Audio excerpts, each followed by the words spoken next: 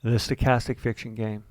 This is a writing game. It is timed. It's going to be, for today, we're going to have 90 minutes. And that 90 minutes is also going to be timed once I create the actual stochastic fiction outline. We'll do so by executing Python in a script. It is found in stochastic source main.py. Oop, we just created the stochastic fiction outline. It's right there, so let's open it up. And inside today's stochastic fiction outline, we have these story elements. And these are the story elements I'll write to for the next hour and a half.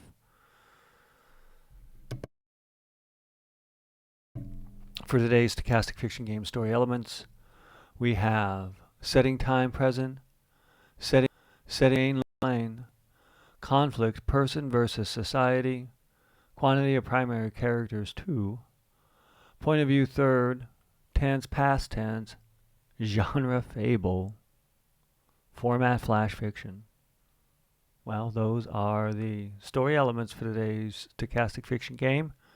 Within the next 90 minutes, I'll write a story with those parameters and I'll read it at the end and rate it, see if I meet them, see if I fail miserably. But let's go ahead and play this game. And let's focus on genre fable. I'd throw that in there because if I were to organize types of writings, I'd have one of them called Fable. Fable usually is going to be telling some moral story with the perspective of animals, so the animals are the main characters. And then giving you some moral lesson. I've written fables for the stochastic fiction game during the past.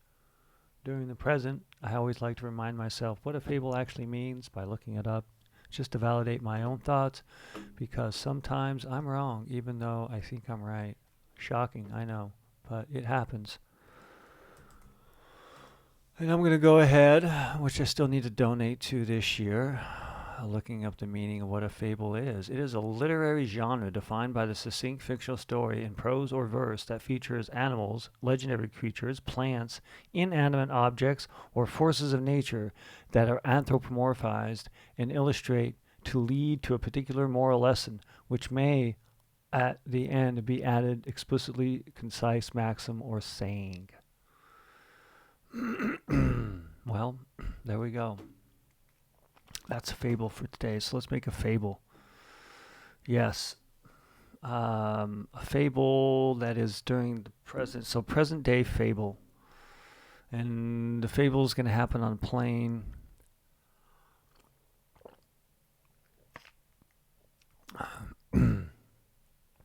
Two people, person versus society. Okay, well, third person, past tense. I have to remember past tense because I default typically to writing present perfect. So let's make sure.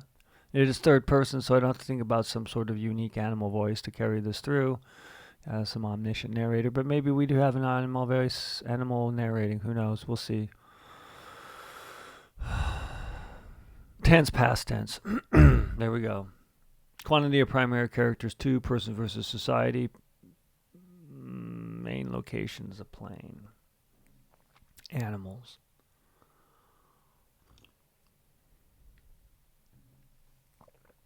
I mean, humans are technically, animals, but not anthropomorphized. I believe that's the word I'm looking for. Conflict, person versus society. So this animal is supposed to represent some societal means. Give me a moral lesson at the end that I sum it up into some witty thing where everyone claps their hands and calls me a genius. Never gonna happen. Which is fine as long as I can complete this story. And I can commit to myself for a couple seconds that maybe I am smart. A couple seconds. And then I'll think about it. And then I'll have to prove it again. Only to fail. That is a different type of conflict of other than person versus society in a stochastic fiction game has to be present day in a fable. I feel like there's a lot going on with air traffic control these days. At least in the United States, recent budget issues and the conflict with people who have to work and not without getting paid versus working for the federal government, not getting paid, and blah de blah. I wasn't affected because I didn't fly anywhere, but I read the news about a bunch of flights being canceled because of it. Maybe that's present. What fable can I draw from that? And what would I be like? A dog? I mean, if I got to anthropomorphize two animals or animals on a plane that aren't, yeah, got to give me human characteristics to tell a moral story. My mind is going to maybe either two dogs that have been carried on and are seated next to each other, or dogs that are in the cargo hold and being transferred that way, or some sort of animals in cages. I don't know what moral. Maybe, yeah, I'm really trying to pull out a fable for a thing that takes place on a plane. Unless it's like a bird. Maybe the moral lesson is don't mess with, and it's versus society. So what is the, if I were to do some like lesson learned from the TSA strike and somehow connect that to planes and make it a moral lesson and a person versus society conflict, I'm just not feeling it. That is just not, or even aircraft control, any sort of, I guess, federal position required to work but not get paid. What kind of fable could I even come up with that would be a flash fiction story and something that another human would want to read? I have way too many stories that I'd want to read. And maybe like 1% of those stories is something someone else would want to read after I edit it and make it less shit. In this case, it doesn't exist yet, so let's try to start making it. I'm thinking birds, dogs, or cats. The birds are going to be outside. Going to have some fable about don't get in the way of a bigger plane because you might get sucked through the engine and blown out the other end as bird bits. That's one thought, one little tangent to maybe go down.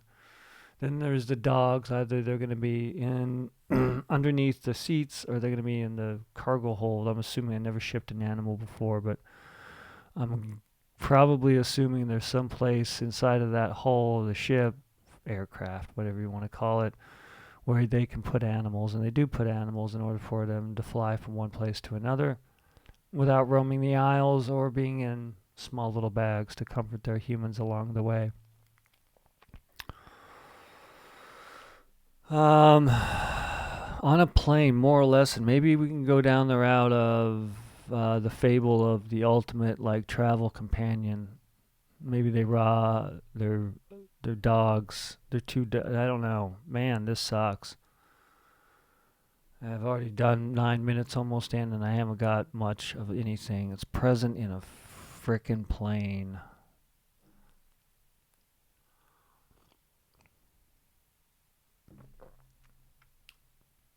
I feel I'm just trying to think of the moral frickin' lesson. I can't at all think of it. It is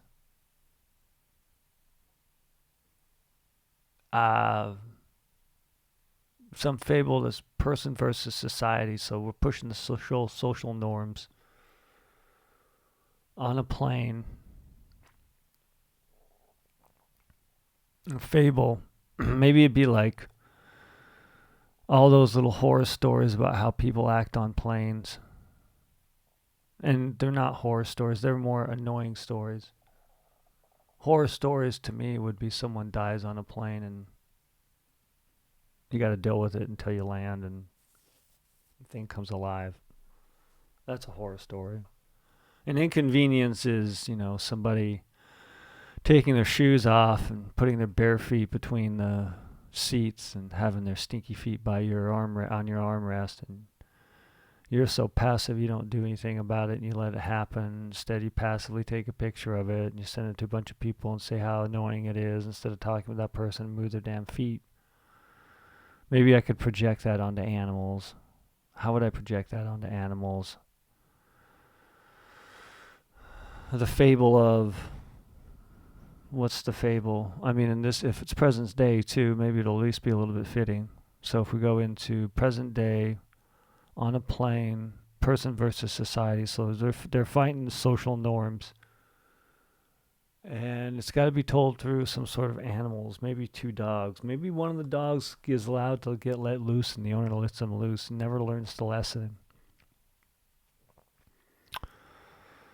And what's the moral? What's the God? The moral advice? Don't think you're special. Um, man, there's dwindling enthusiasm in my soul right now to write this story. Story elements. Okay, let's do it. It's going to be two dogs because I feel more people travel with dogs than they do cats, at least people I've known and stories I've heard. I'm not saying cat people don't take their cats along, but I think dog people know that their dogs are a little bit more needy emotionally, and therefore they also use that as justification to take them everywhere for some sort of security blanket, even though they're probably scared as hell.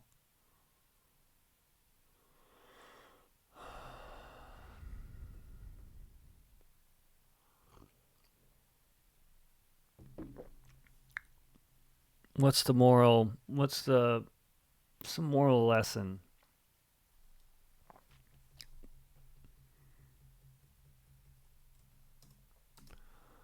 Um, Airbud, wasn't that the old dog who actually could fly and was a Budweiser Budweiser what mascot advertising campaign? If I remember right, I think there was even a movie where they had some flying dog. And I'm going off on a tangent because I don't want this to be about a fictional flying dog called Airbud and try to sell, I think it was Bud Light, Budweiser, Bud. Great marketing. Enough that I remember it to this day. I'm just trying to think of animals in the sky. It would be like the Yelpy one. Um, Maybe it's the one that's been on the flight and knows not to Yelp, and it's the one that haven't been on the flight and yelps, and then wants to run around, and the owner lets it run around, and the other animal's like, "Don't run around," and they don't listen, and their tail gets ran over by the cart, and then there'll be the moral lesson at the end. Don't wag your tail unless you know you can be free and happy. I don't know. That sounds so horrible. But it doesn't need to be perfect. We just needs to be. It's not even anything if we don't make it and we don't write it. And I'm 14 minutes into this process, so let's go ahead and let's do that. We have the two dogs. They're both travel animals. They're with their owners. They happen to be seated next to each other, or maybe there's a person in the middle who doesn't have a dog.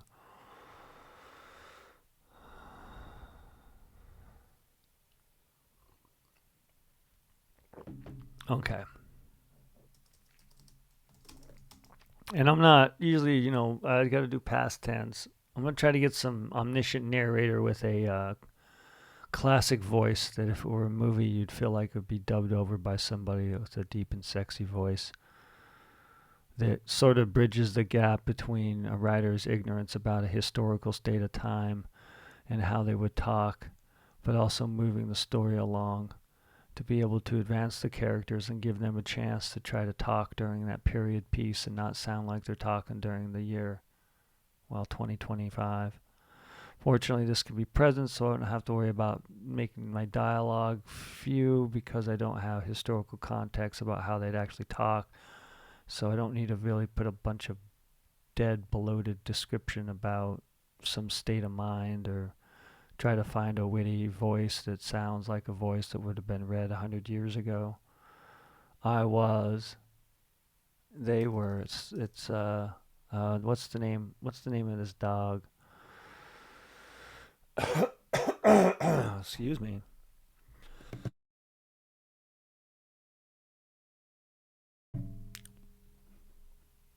The way my body says I need some water.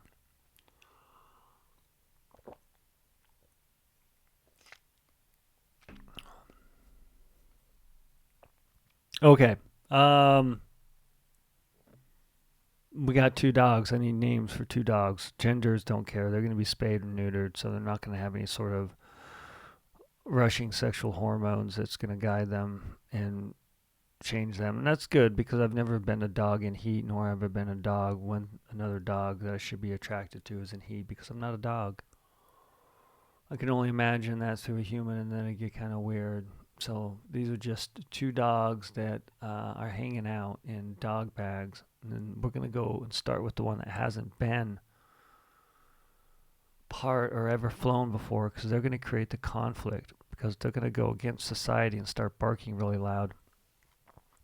And the human's going to take them out, let them run everywhere.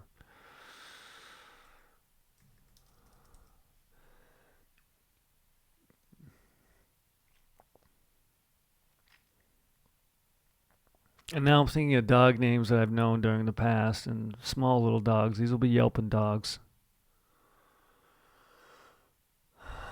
I wish I knew how to spell Isaac. Isaac. A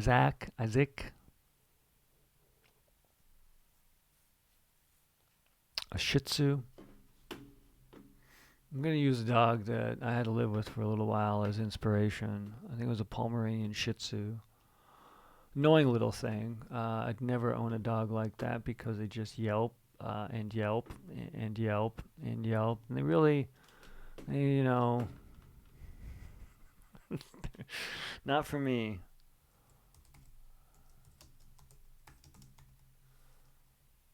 Oh man, that was just, yeah. I guess they didn't shed much. Yeah, that's the dog. I'm looking at the search and returns engine right now. Um, Shih Tzu and a Pomeranian. I had no idea Shih Tzu was spelled that way. I'm glad. Isaac, Pomeranian, Shih Tzu.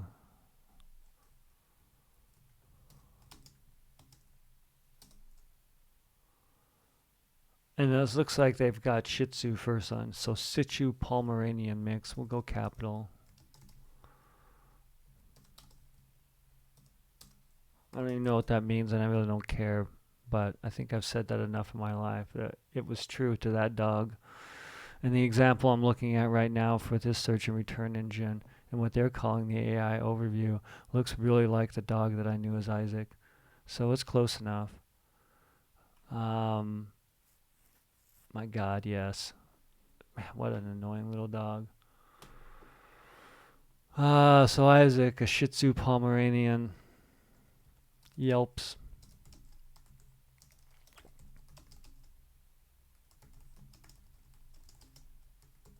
It was the whole of the plane, right? I mean,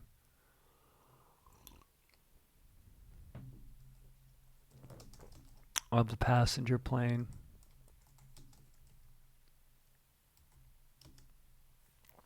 Of the dim. Of the dark hole, the dark hole of the passenger plane. Breaking the silence, adding to the hum, louder than the hum.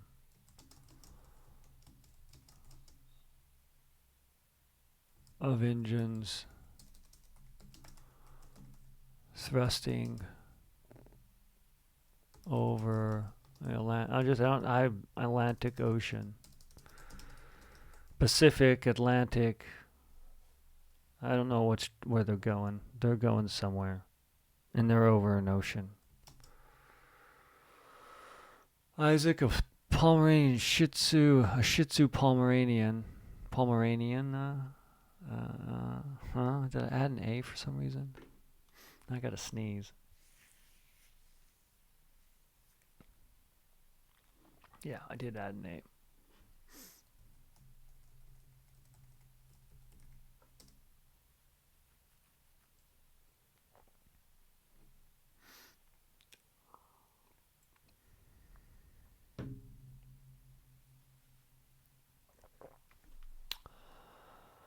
A Shih Tzu Pomeranian yelps and shouted and yelped. I gotta go past tense, third person. Past tense, third person. Yelped and shouted through the dark. Whole of the passenger plane louder than the hum and the engines thrusting over the Atlantic Ocean. The hums of the images, engines, the images thrusting.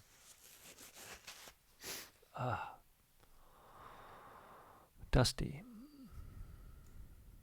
Louder than the hum of the images, the engines thrusting the plane over the Atlantic Ocean.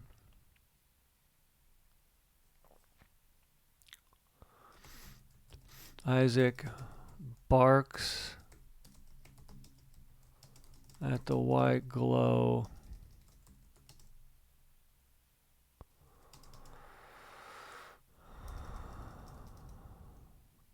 Barked. We gotta go past tense at least.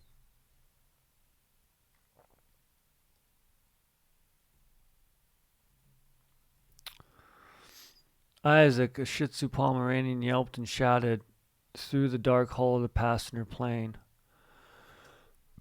louder than the hum of the engines thrusting over the Atlantic Ocean, as he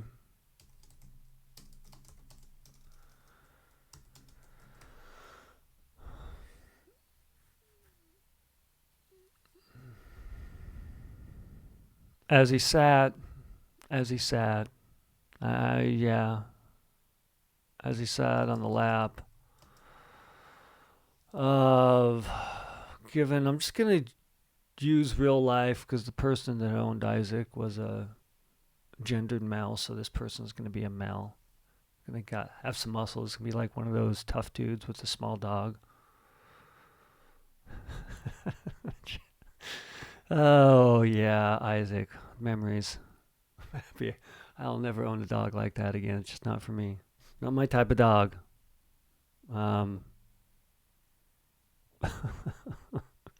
So Isaac, Pomeranian Shih Tzu, yelped and shouted through the dark hole of the passenger plane, louder than the hum of the engines thrusting over the Atlantic Ocean, as he sat on the lap of Tommy.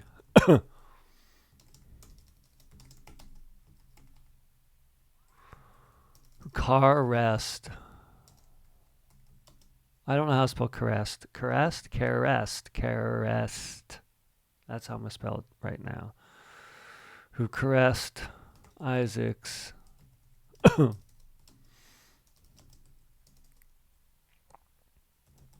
curly fur.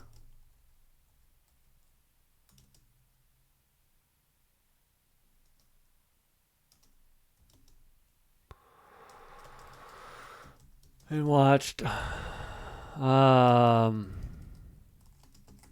action movie. That way the dogs can talk with each other and the humans are preoccupied. So give like a sense that, I don't know, I'm just going to say that this is a long sentence too. Just like, here, reader, here's everything you need. Let's set up the conflict. Let's set up some way to resolve this conflict, and let's have it be a moral lesson, all in the past tense. Who caressed Isaac's curly fur and watched the action movie. I gotta think of a name. And watched the action movie. What is the action movie's name? It's something. I'm drawing a blank.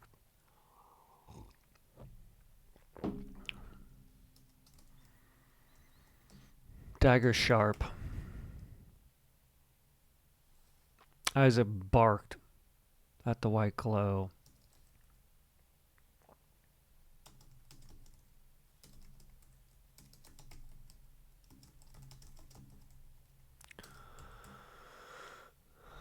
A few people looked over.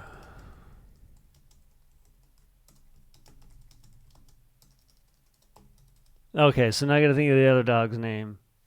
The other dog will be in their character. They're humans asleep. We gotta have this end with like moral advice. They're gonna get their tail ran over by the drink person. Moral advice would be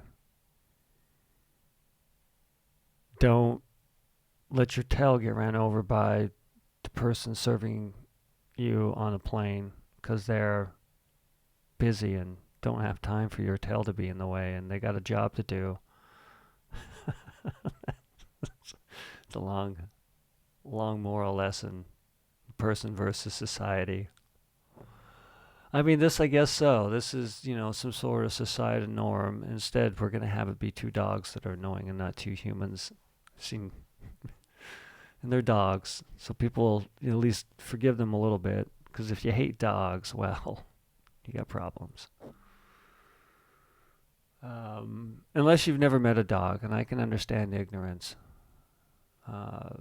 But, societal norms too will play a role, and you can always be forgiven for just being raised to hate dogs.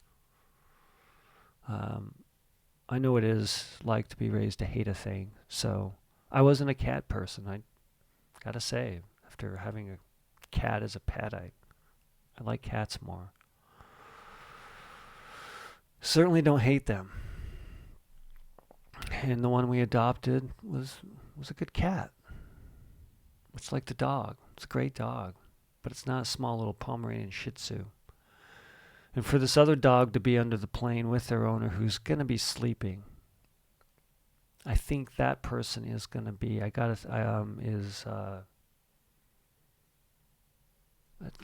Chow, a Chihuahua, something. How big is it? I know someone that had, I think it was a Chow. Or is it Chow Chow? Maybe it's a Chow Chow.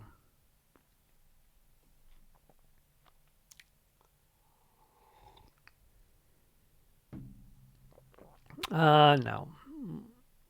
I want to go Beagle. How big's a Beagle? Beagles are small, right? Yeah. Oh, Beagle could fit on the plane. I'm looking at the Beagles right now. Yeah, I think this Beagle is definitely, it's going to be a Beagle. But wouldn't the Beagle be loose and maybe the Shih Tzu? Like, I don't know. I know I have an understanding with dogs. Breeds act differently. I have an experience with the Pomeranian Shih Tzu, a Shih Tzu Pomeranian, whatever descriptor comes first. So it'd be easy for me to fictionalize that dog. I've never, and then mutts, then I grew up around mutts. Farm dog type, so it's, it's not as if they're mid-sized dogs with a bunch of, I think one dog I had one time had some pit bull lab farm dog mix. Dog now was originally from Texas, and Tula is a mix as well. I mean, it was adopted, so it was. So those are my experiences going back to the Beagle, and I think Beagles are small. They look small in this picture, so we're gonna have this be a Beagle. I really want the Beagle. Now it's like, I think the Beagle. What are Beagles famous for? Yeah, they're for hounds. Yeah, so the Beagle is a small breed of scent hound, similar to the appearance of the much larger foxhound. The beagle was developed primarily to hunt rabbits, and that's another weird, like, they were not small. I'm looking at a beagle picture right now relative to someone who's standing next to it. But this could be a little baby beagle. Maybe they're going to go hunting and they know it. And so I don't know what moral lesson I'm, because this would be like two different dogs. Now I got to think of dog personalities. How much time do I got left? I got an hour. Ooh, shoot. Maybe. Oh, batteries ran out. I can look at stream time. Been doing this for 30 minutes. I said I was going to give myself 90 minutes, so we got another hour to get this done. And now I got to think of two characters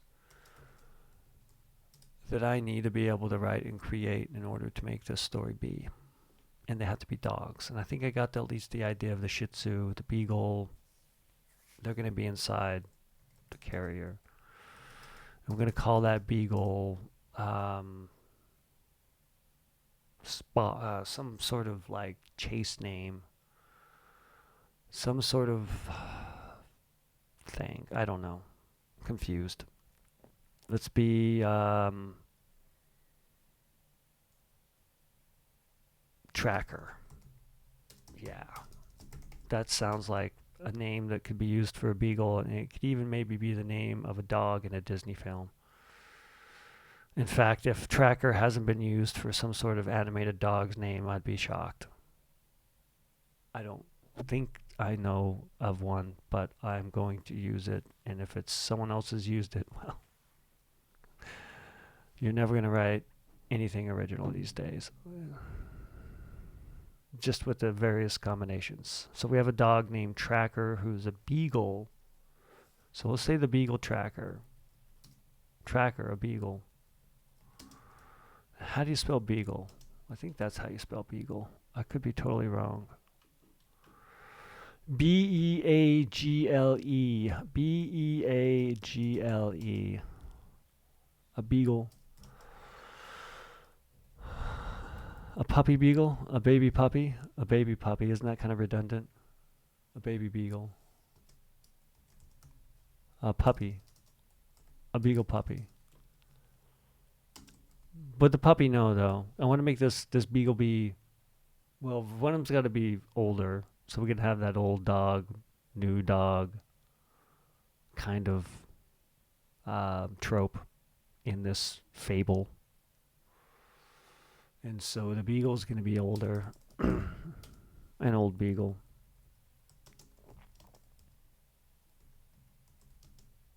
But then that's like, beagles aren't small. Maybe the beagle's sitting is going to be on the seat. Maybe they bought their beagle an actual seat because it's an old beagle. And they're good owners. And if they're going to make it travel...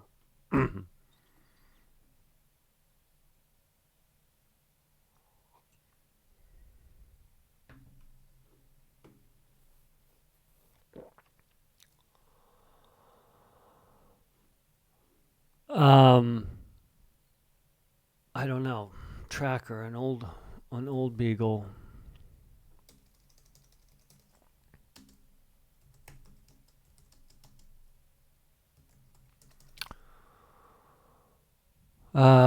Carrier. Seat belted.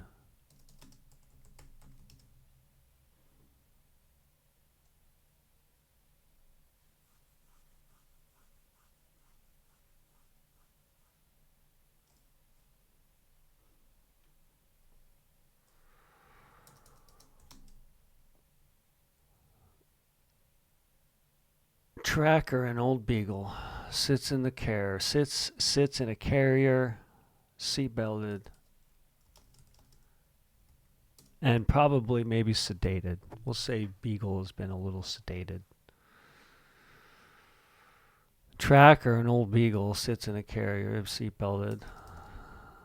A carrier that's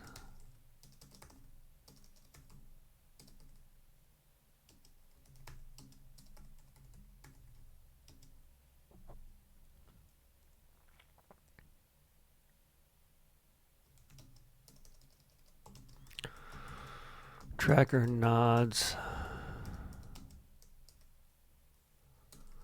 Nods awake, hearing the bark. Hearing who? Isaac's bark.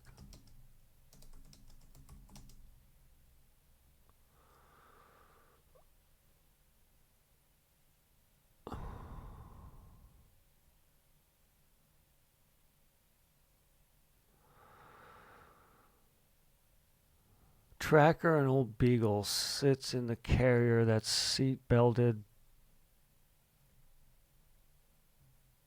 Tracker nods awake. Tracker nods.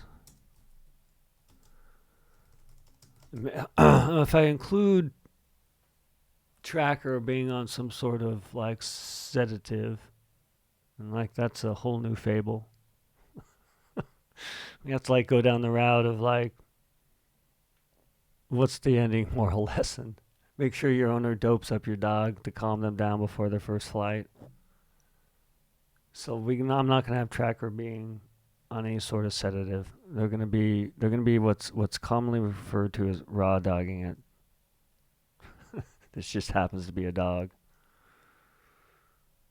And given that,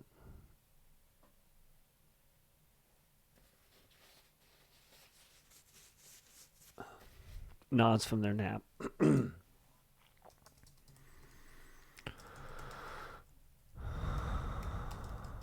And says, excuse me.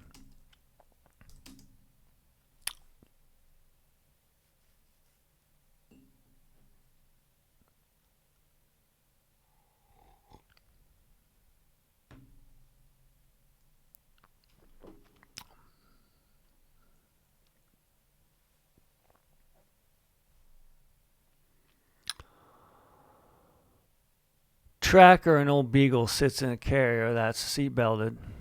Tracker nods from their nap and says, I don't know, what the hell are they going to say?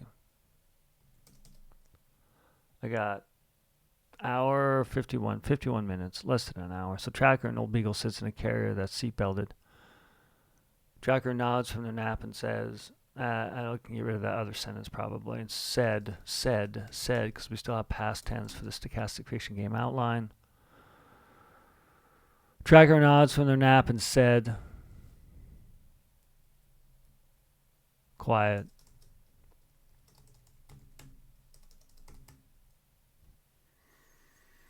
Nobody wants a barking dog. I don't know where this is really going to go. Nobody wants a barking dog.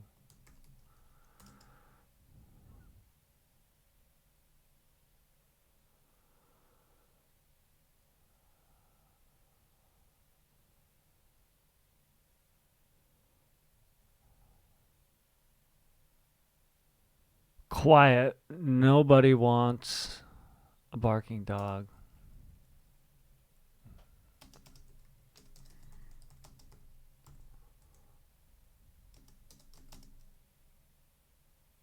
Okay, so I guess at this time there has to be like Isaac, who's out of the carrier. Isaac spins around and yelps at Tracker.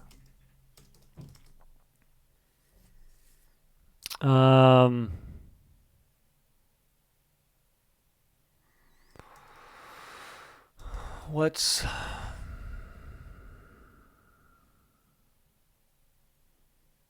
I don't know. So Isaac spins around and yelps at Tracker. What's this? The moral lesson is going to have to be that Isaac's going to have to get their tail ran over. But I want some at least build up or dialogue, because it's got to be at least a flash fiction fable. The agency will come through anthropomorphized dogs. One is sitting in the middle seat. Their owner, because the dog is old, is carrying them. The old dog is, neither dog has been given any sedative, because I don't want to go down the route of the moral lesson of drugging your dog to fly, which you got to get it somewhere somehow. But I don't want this to be involved in this fable, so they're both raw dogging it, as it's called these days. They just happen to be dogs. So Isaac spins around and yelps at Tracker. What does Isaac say? Isaac says, everybody should enjoy the flight like me. We're flying. So they're just going to be ecstatic.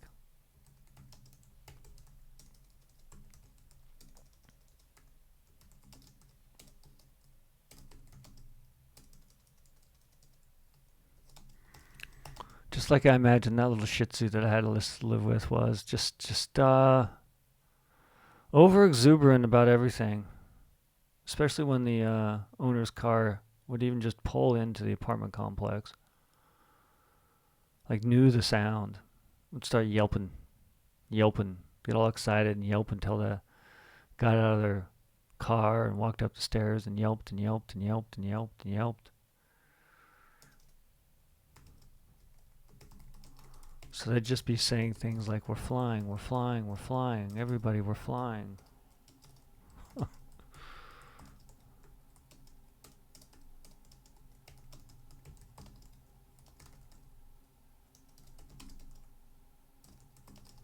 There we go.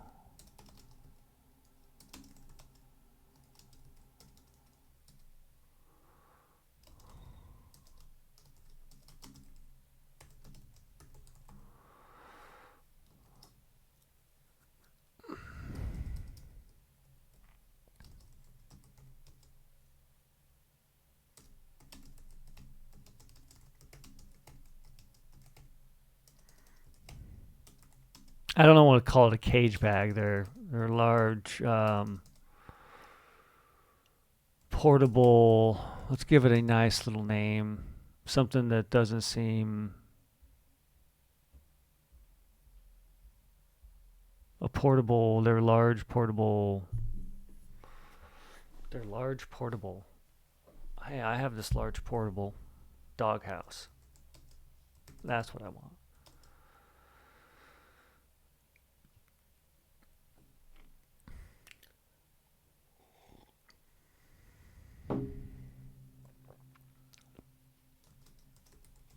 Nobody.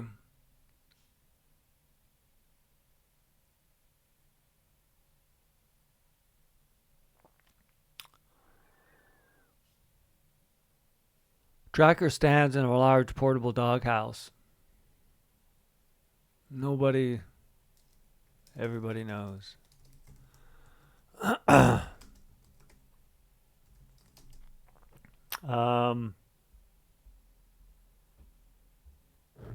What? I don't know where I'm going. I got 42 minutes left.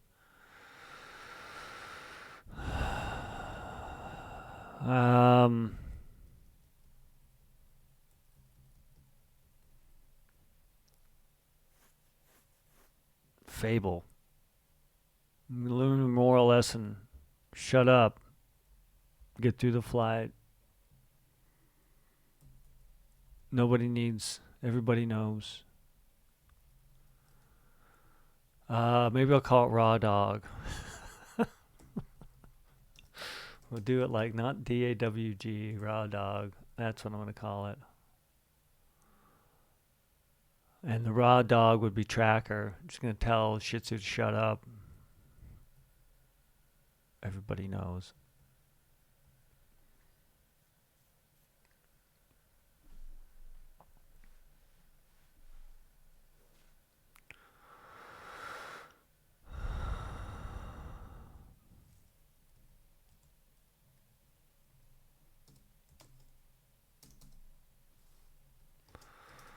So Isaac leaps from their owner's lap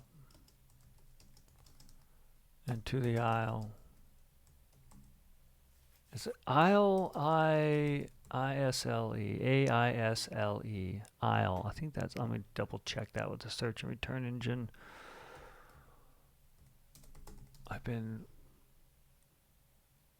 Yes. I literally just been copying a book called Illegal Alien.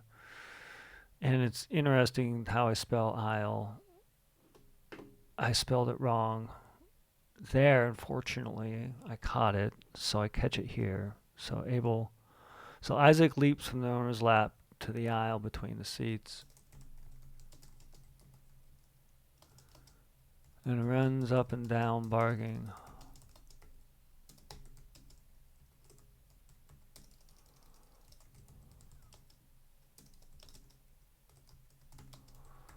We're flying, we're flying. This is the anthropomorphized. And I'll just do the literary rule of 3, throw an ellipsis on there, like this dog's just barking in a loop. And maybe you can put those words to help the reader see it. Like in a loop.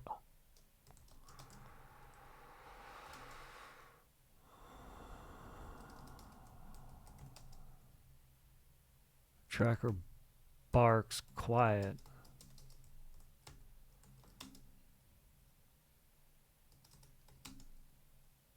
And a few lights flicker on as Isaac shakes and silences and stands on the aisle.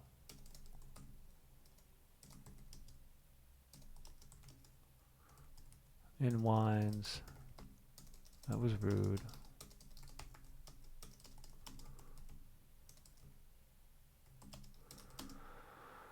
Okay, so the moral lesson needs to be learned at some point here. Don't be an annoying person on a plane is the moral lesson I'm hoping to maybe convey. Modern day Fable. They're a little bit less fantastic. We don't have to try to conquer a frontier and create fables to inspire us to lie to ourselves that we too can do great things. And we can, but you're more likely to fail, but persistence, you may succeed. In this case, Isaac's going to shut up for a moment, little dog. And then we got Tracker who barks quiet. I want to put an exclamation point like that. A few lights flicker, a few cabin lights. Lights flicker. They ain't going to flicker on. This ain't like some old gas station bathroom with flickering lights. It's a plane. Plane lights are usually, they shine. I would be a little concerned if few people turned on their lights and they flickered. One, maybe it'd be acceptable, but two would be like, they're not doing maintenance on this plane. So a few lights beam. And people look at both Isaac and Tracker.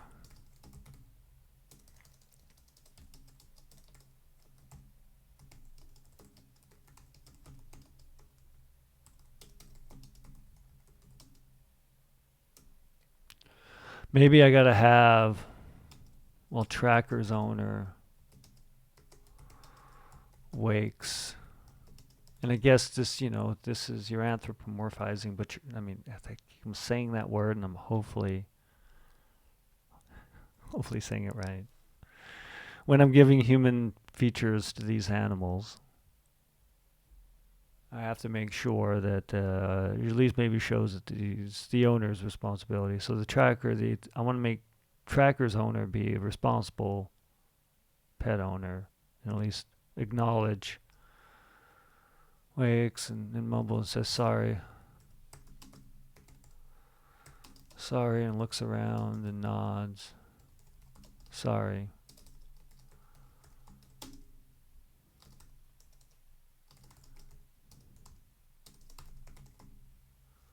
Why wouldn't they have woken to Isaac? It's just not their dog, Maybe you can kind of, no, you can't cancel out your own dog when they bark. I can at least. Let's pretend that this owner can. And maybe they can, but that's not the point. You want to wake when the dog's barking, even if it is just that squirrel over there and you don't really need to know that there's a squirrel outside, but it's going to bark anyway and it's really loud.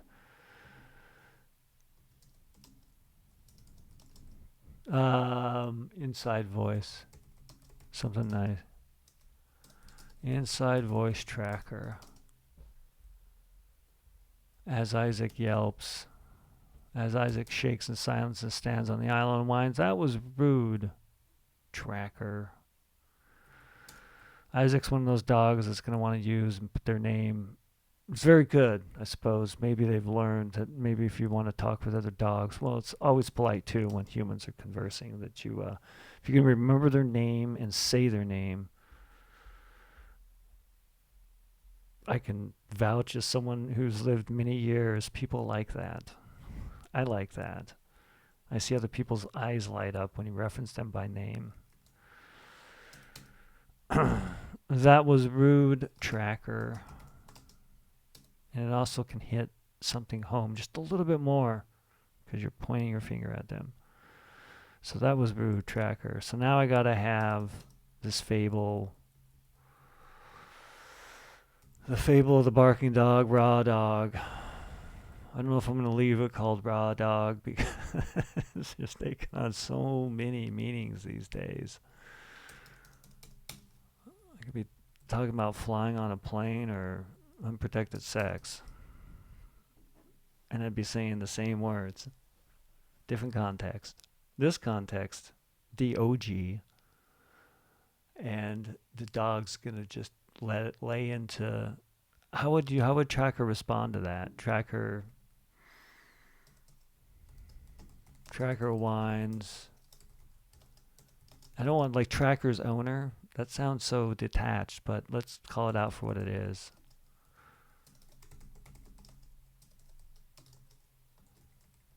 Drop it. Leave it. What's a good word? Is let it go.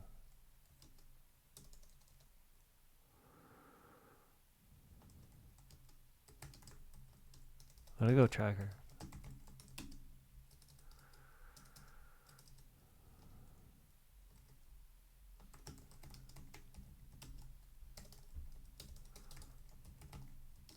Maybe, says Isaac. Isaac runs along the aisle. States, you're rude, you're rude, you're rude.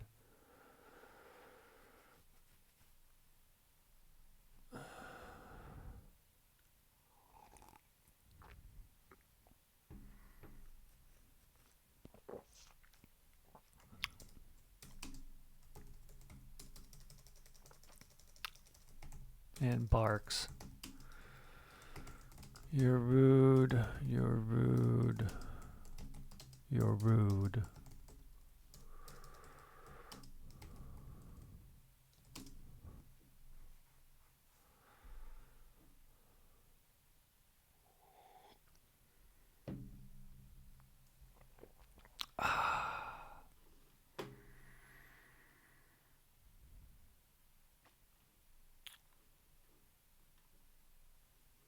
Maybe.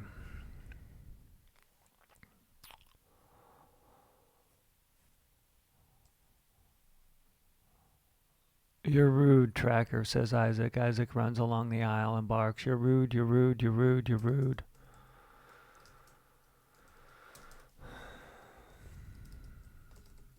People wake and follow. And followed. Man, I gotta go past tense. Whined, whispered. See, I knew this was gonna happen. Just slip into it. Slip into the present perfect. Lights beamed. People looked. I gotta do this real quick.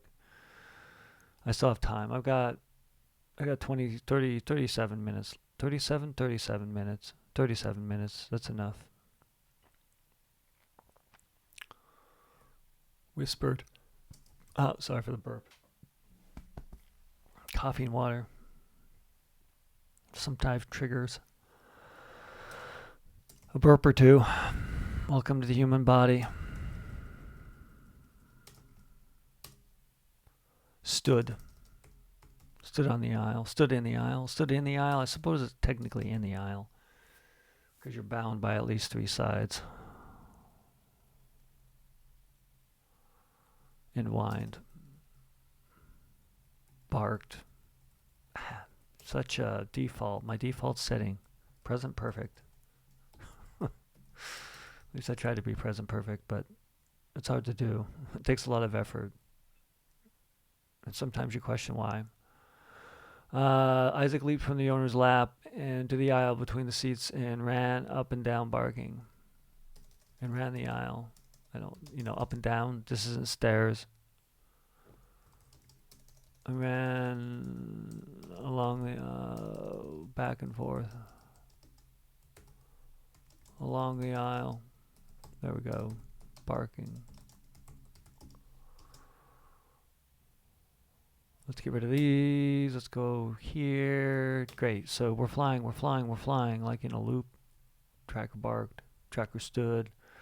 Tracker spun. Okay, man, I started off as past tense. Tracker and Old Beagle sat. Let's correct it right here. Let's also go through the words, make sure they read right. Sat in a carrier. Let's see, a portable doghouse that just has a better, a better sight in my mind, and it makes it seem like the dog's a little more love, like doghouse versus cage or carrier. In a portable doghouse that's seat belted.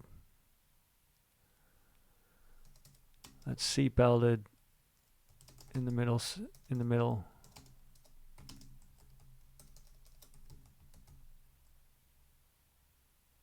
seat. Tracker nodded. I got a nod. Nodded. I don't know if it's 2D. Nodded from their nap and said, "Quiet. Nobody wants a barking dog." Isaac spun around and yelped.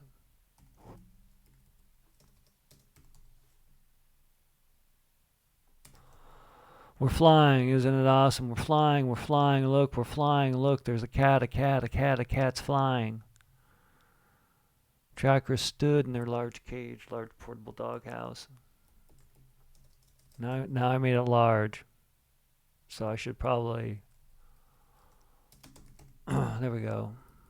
Everybody knows. Isaac leapt, I leapt. Leapt from their owner's lap into the aisle between the seats and ran back and forth along the aisles, barking. We're flying, like in a loop. Tracker barked. Quiet!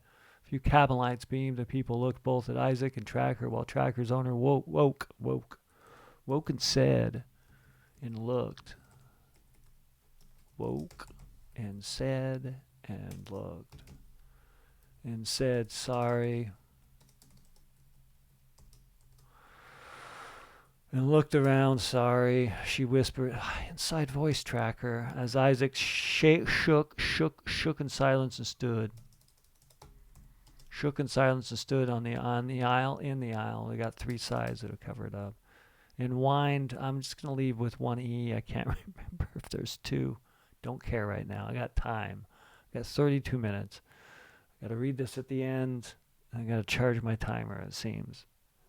That doesn't need to happen now. We'll go with the next sentence. Tracker whined and whispered, let it go, Tracker.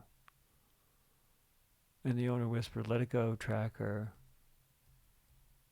You're rude, Tracker, says Isaac. And Isaac runs along the aisle and barks, you're rude. People woke and followed. Okay. Now I got the tense. Now let's go back to the parameters real quick, so I can at least remember what they are. Because I have, for these stochastic fiction game story elements, for today's stochastic fiction game story, setting time present, sure, it's plain, like now. Setting main location plain, yeah, we're there, we're barking up the aisles. Conflict person versus society, I think bringing animals on and causing dissonance when you have some social norms. This person's definitely pushing the boundaries of what people would consider decency. Quantity of primary characters too. There's definitely two primary characters, both these dogs. Third person, so far I'm hitting that. Past tense, it is now. Genre fable, yeah, I mean anthropomorphized human dog features, and now they're having a conflict that's about to resolve.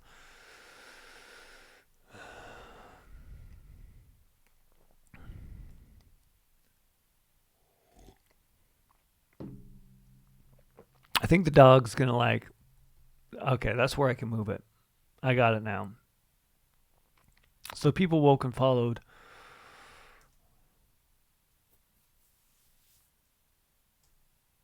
and followed Isaac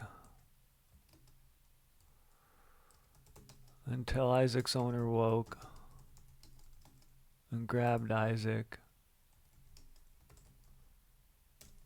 Isaac, bad dog.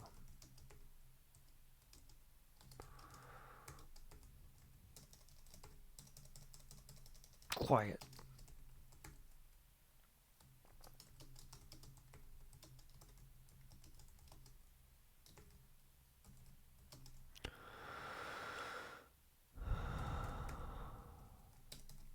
And whined fear.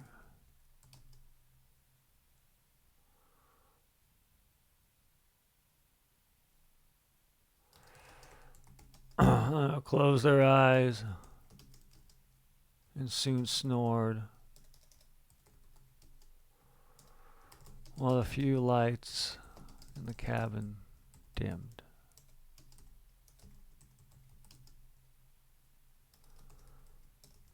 Isaac stepped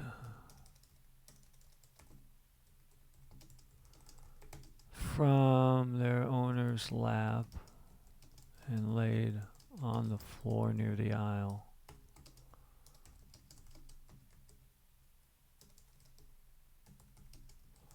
Saying, I like the vibration, space on the floor.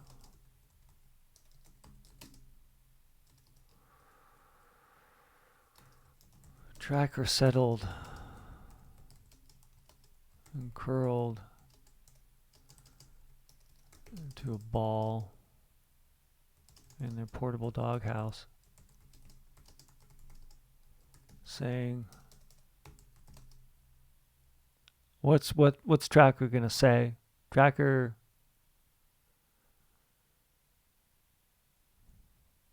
get back in your cage.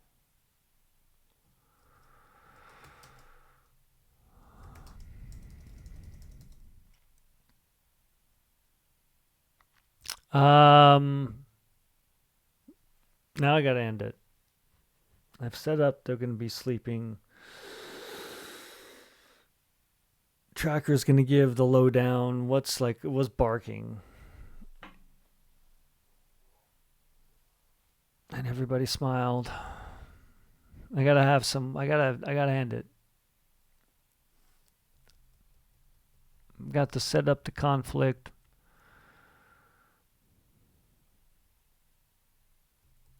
Saying,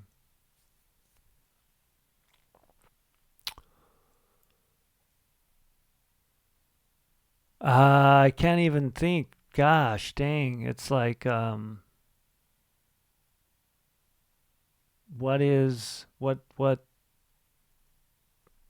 can I have? What's like watch your tell, or it's gonna get smashed by a cart coming down in the plane aisle? What's this moral lesson? What's that witty advice that I'm gonna have this dog give the other dog after its tell is rolled over? But also set it up, give some sort of set up some sort of thing that Tracker says to Isaac, as Isaac is doing whatever Isaac wants. Careful.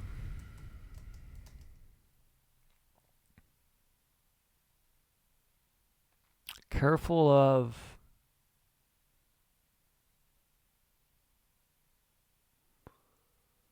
what you're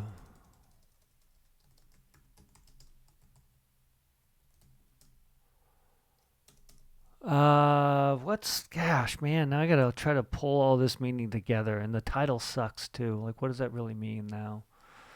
Like, I get witty, I was trying to be smart, witty, and, pat myself onto some sort of back, thinking that this would be an awesome name, and it's kind of a good name, and I'd probably use this for something else, but I don't know if it fits for this story at all.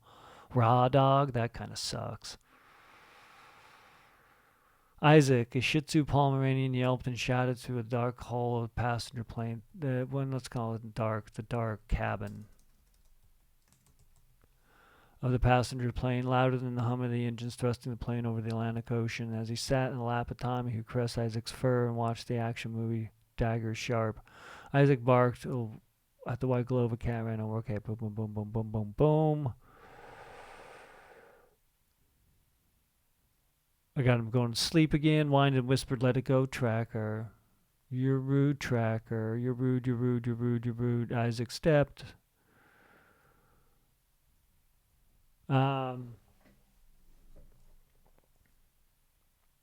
Some witty tracker curled into a ball in a portable doghouse, saying, what am I going to say?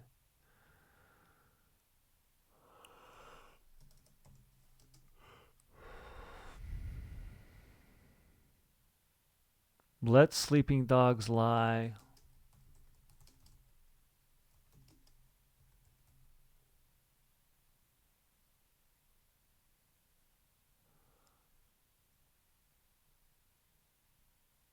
I don't know. Watch your tell. I don't know what it is. Like, um,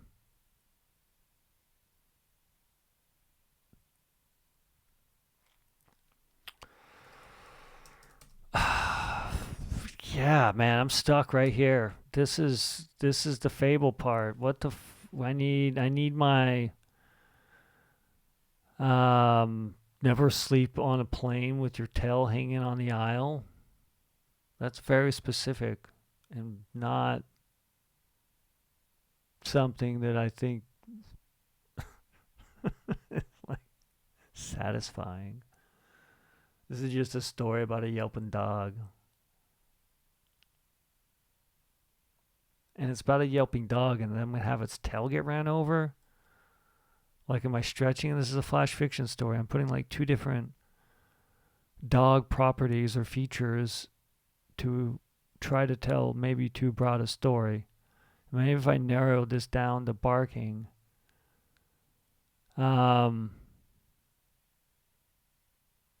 barking, a barking dog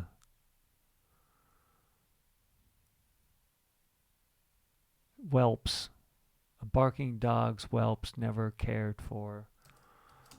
A barking dog's yelp. Yelp is like the term, the onomatopoeia, right? Of like, I don't know, I guess onomatopoeia maybe like boom, splash, yelp. A barking dog yelp. Is it yelp? I know I'm just realizing like a dog yelp, not that yelp.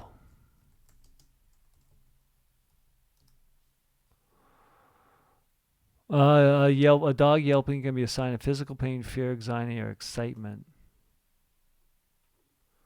A barking dog's yelp.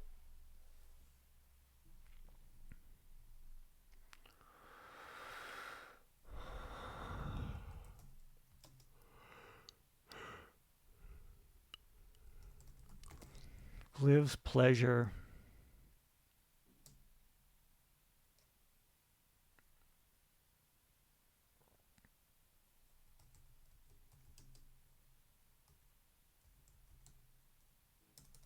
Provides silent pleasure.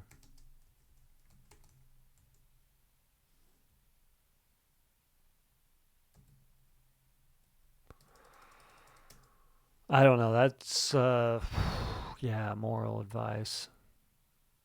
Tracker curled into a ball in the portable doghouse saying, "A barking dog yelp provides pleasure." A barking dog yelp.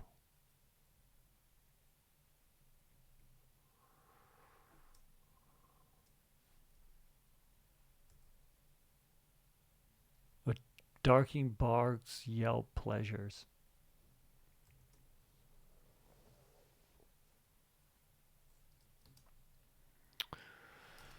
A soft hum. I don't know if that means a thing. Probably one of the things that I'd need to edit Maybe that's the name of the story. A barking, a barking dog's yelp. I mean, I probably want to put the word dog in there. A barking dog's yelp gives pleasure.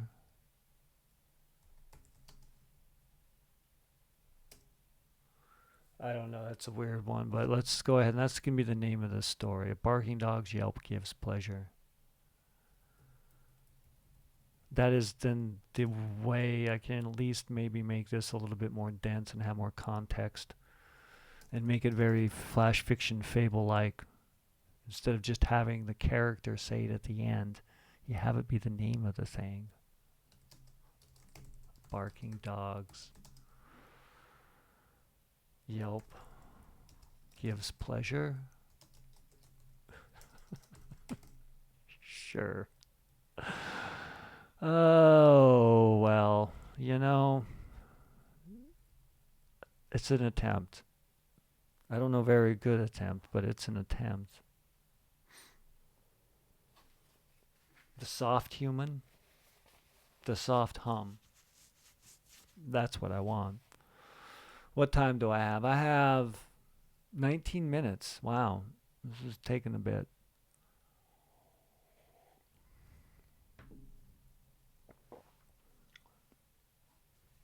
The soft hum. The soft floor vibration soothes Isaac. Quickly beating heart.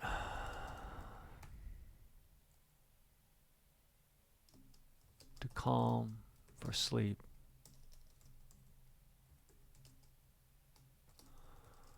Through the cabin,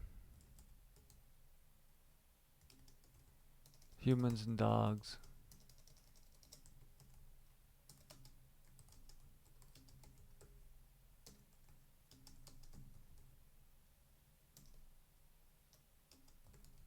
Connect with the hum. A few awake. Watch the cart.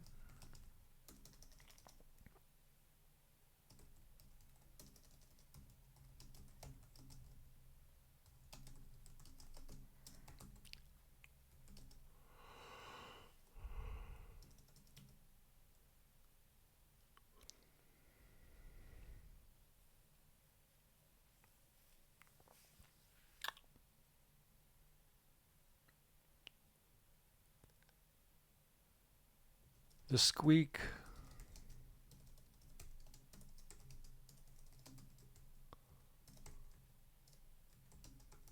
of the coffee break,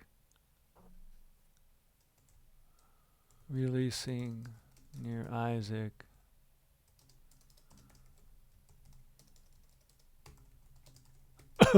Trigger their instinct to wake and bark and shout. Move, move, move, move.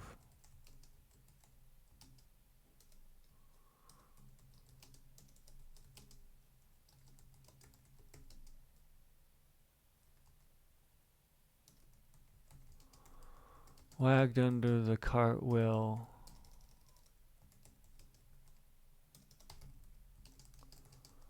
And the human pushing the cart, seeing the tail wag under the wheel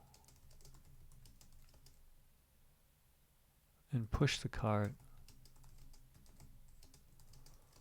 until the wheel rolled over the tail.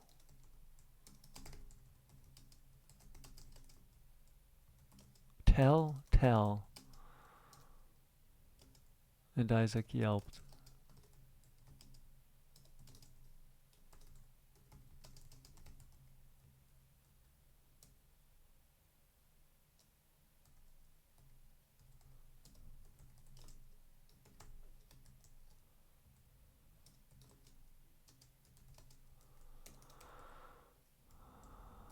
Jumped silently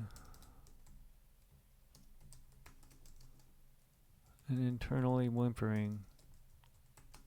Internally whimpered. Man, I gotta go past tense again. Soothed. Soothed Isaac quickly, beating a heart to call for sleep. Through the cabin, humans and dogs drifted to sleep, connecting with the hum. A few woke.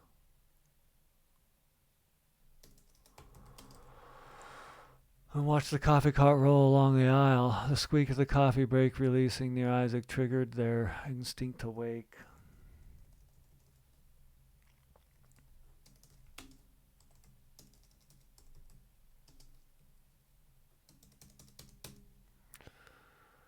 And his tail wagged under the cart wheel and the human portion of the cart, and his tail.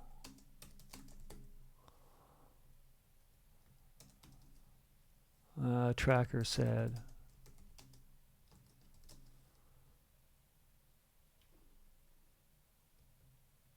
Well, what was the saying again? I'm just going to copy the title, and that's going to be a barking dog's yelp gives pleasure.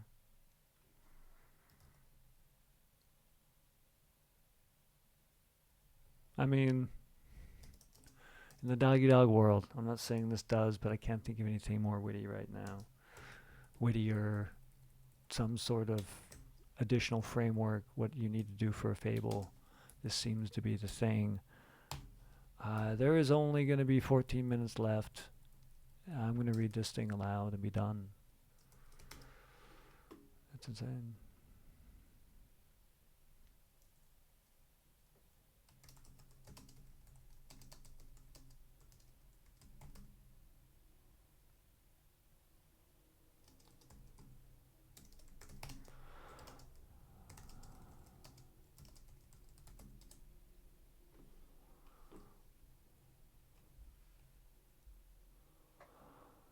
Well, as writing goes and comprehension is, let's try to find some sort of story maybe.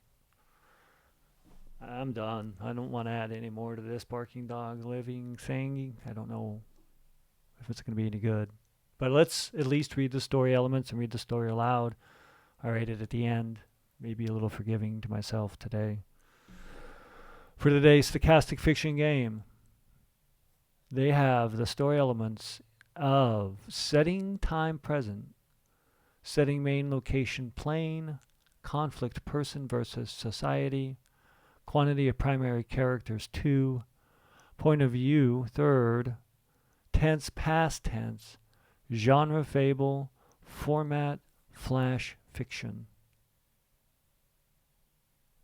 For today's Stochastic Fiction game, it is called A Barking Dog's Yelp Gives Pleasure. A barking dog's yelp gives pleasure. Isaac, the Shih Tzu Pomeranian, yelped and shouted through the dark cabin of the passenger plane, louder than the hum of the engines thrusting the plane over the Atlantic Ocean. As he sat in the lap of Tommy, the owner, who caressed Isaac's curly fur and watched the action movie Dagger Sharp. Isaac barked at the white glow as a cat ran over the screen. A few people looked over. Tracker, an old beagle, sat in a large portable doghouse that seat belted in next to in the middle seat. Tracker nodded from their nap and said, "Quiet. Nobody wants a barking dog." Isaac spun around and yelped at Tracker. "We're flying! Isn't it awesome? We're flying! We're flying! Look, we're flying! Look, there's a dog, a cat, a caps flying."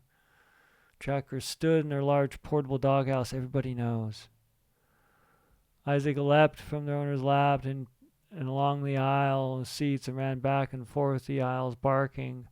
"We're flying! We're flying! We're flying!" like in a loop. "Quiet!" barked Tracker. A few cabin lights beamed and people looked at both Isaac and Tracker while Tracker's owner woke and said sorry and looked around. "Sorry," she whispered, "inside voice, Tracker." As Isaac shook in silence and stood on the aisle and whined, "That was rude, Tracker." Tracker whined, and the owner whispered, "Let it go, Tracker." "You're rude, Tracker," says Isaac, and runs along the aisle and barks, "You're rude, you're rude, you're rude." People woke and followed Isaac until Isaac woke and grabbed Isaac. Until Isaac's owner woke and grabbed Isaac. "Bad dog, quiet." He shook Isaac, and Isaac quieted and whined fear. The owner closed eyes, and soon a few lights turned on and the cabin dimmed.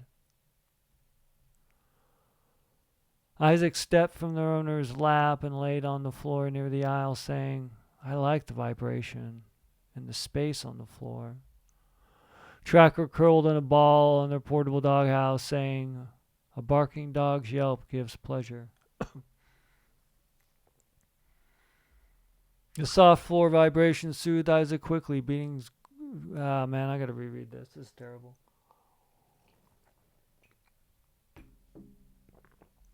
Soothed Isaac's quickly. There's a couple spots I want to add, but I don't want to have the yelping. You can only yelp once. And I have yelping throughout this, and it was because I was not... The way that it was written, I get it from beginning to end. It's going to change your perception. That's why editing and going back to the beginning so often can make it also better. But anyway, let's not go down that road. So let's go to the owner's lap. Till Isaac's owner woke. Okay, so I'm going to get rid of it. I'm just going to do a search on Yelp and put bark there. Bark, bark, bark. No yelping until the end. She barked. There we go. And barked. Yelp and barked.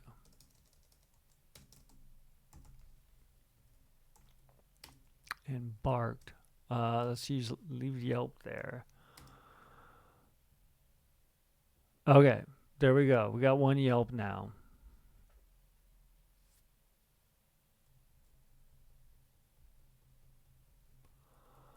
A barking dog's yelp gives pleasure. So I'm not going to read the story elements again because they've been read once and it messed up the reading of that. Still have an hour. I got 8 minutes and I'm reading this. I'm already reading this right now. I just want to get rid of like the yelp part. Because if it's that meaningful, because it's in the title, it's going to happen once at the very end. Everything else is going to be bark. All right, let's do this. It is the stochastic fiction game story for the day. It's called A Barking Dog's Yelp Gives Pleasure. A barking dog's yelp gives pleasure. Isaac, a Shih Tzu Pomeranian, barked and shouted through the dark cabin of the passenger plane, louder than the hum of the engines thrusting the plane over the Atlantic Ocean. As he sat on the lap of Tommy, who caressed Isaac's fur and watched the action movie Dagger Sharp. Isaac barked at the white glow as a cat ran over the screen. A few people looked over. Tracker, an old beagle, sat in a large portable doghouse that's seated next to the middle seat and next to Isaac. Tracker nodded from their nap and said, "Quiet. Nobody wants a barking dog." Isaac spun around and barked at Tracker. "We're flying. Isn't it awesome? We're flying. We're flying. Look, we're flying. Look, there's a cat, a cat, a cat. A cat's flying." Tracker stood in their large portable doghouse. Everybody knows. Isaac leapt from their owner's lap into the aisle between the seats and ran back and forth along the aisles, barking, "We're flying, we're flying, we're flying," like in a loop. Tracker barked, "Quiet." A few cabin lights beamed, and people looked at both Isaac and Tracker while Tracker's owner woke and said, "Sorry," and looked around. "Sorry," she whispered, "Inside voice, Tracker." As Isaac shook in silence and stood in the aisle and whined, "That was rude, Tracker." Tracker whined, and the owner whispered, "Let it go, Tracker." "You're rude, Tracker," said Isaac. Isaac ran along the aisle and barked, "You're rude, you're rude, you're rude." People woke and followed Isaac until Isaac's owner woke and grabbed Isaac. "Bad dog, quiet." He shook Isaac, and Isaac quieted and whined fear. The owner's eyes closed and soon snored while a few lights in the cabin dimmed.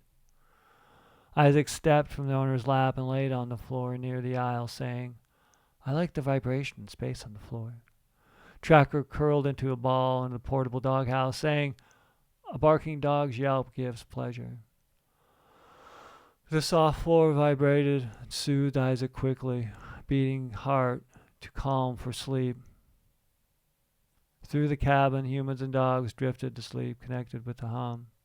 A few woke and watched the coffee cart roll along the aisle. The squeak of the coffee cart broke silence and woke Isaac near, triggering his instinct to wake and bark, "Move, move, move!" And his tail wagged under the cart wheel, and the human pushed the cart, and seeing the tail wag under the wheel and pushed the cart, and the wheel rolled over the tail, and Isaac yelped, "Ouch!" and jumped silently and internally whimpered. And Tracker said, "A barking dog's yelp gives pleasure." The end of that is done. I gotta rate this now. The writing at the end was bad. There's a couple of errors I read over, and it's gonna sound real weird likely when this thing's listened to again, but I don't really want to read it aloud again right now. Maybe if I edited this and use it for some sort of story to publish or try to get published someday during the future. I don't know the likelihood of that. Where am I at right now? Well, let's score this story. I think it's got something there. I could give myself like a 3. If I rewrote this, really honed it in and thought about the words, I think I could at least make it something that I don't think's total shit. Or poop, rather. And people who don't idly might think it's not bad. They would probably say, make some edits, and it'll be okay. I'm going to give myself a 3 today. Feeling generous.